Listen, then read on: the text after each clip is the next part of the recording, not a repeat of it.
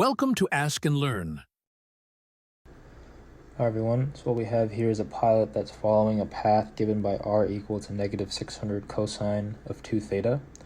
We know the velocity of the pilot is constant, equal to 80 feet per second, and we know the weight of the pilot is 130 pounds. What we're asked to solve for is the vertical reaction force of the pilot, or basically the vertical reaction force on the pilot by the seat when theta is equal to 90 degrees, or when basically the plane is at its peak.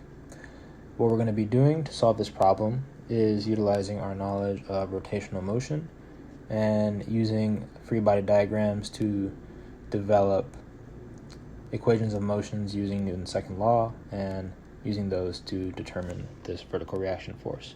So let's go ahead and get started. We know that r is equal to negative 600 cosine 2 theta. Therefore, we know that r dot, by taking the derivative of r, is equal to 1200 sine 2 theta times theta dot. And then we know that r double dot is equal to 1200 times the quantity 2 cosine 2 theta times theta dot squared plus sine of 2 theta times theta double dot. Now at theta equals 90 degrees, we can go ahead and just plug in theta equals 90 degrees in these locations, and we see that r is equal to 600 feet, r dot is equal to 0, and r double dot is equal to negative 2400 theta dot squared. Now we can solve for theta dot using the velocity that we know. We know that Vr, which is equal to r dot, is equal to 0. We know that v theta is equal to r theta, and that's equal to 600 times theta dot. And we know that vp squared, which is given to us, is equal to vr squared plus v theta squared. We know that vr is equal to 0.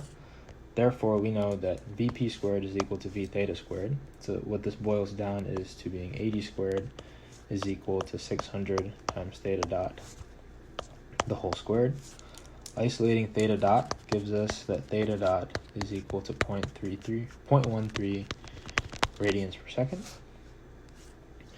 We can use that to compute r dot, or r double dot, and that gives us an r double dot equal to negative 42.67 feet per second squared. Then we can compute the acceleration in the radial direction. That's equal to r double dot minus r theta dot squared, and that gives us negative 53.33 feet per second squared. Now we can draw a free body diagram, and here is our pilot. Here is the r direction, here's the theta direction. Here is our normal force that's applied by the seat, and here is also our weight force. So as you can see, we can resolve our forces in the radial direction only, since there's no force in the theta direction. We can say that the net force in the r direction is equal to m times ar, and this is equal to basically saying that minus n minus mg is equal to m times ar. Isolating n gives us that n is equal to 85.3 pounds, and that's our final answer.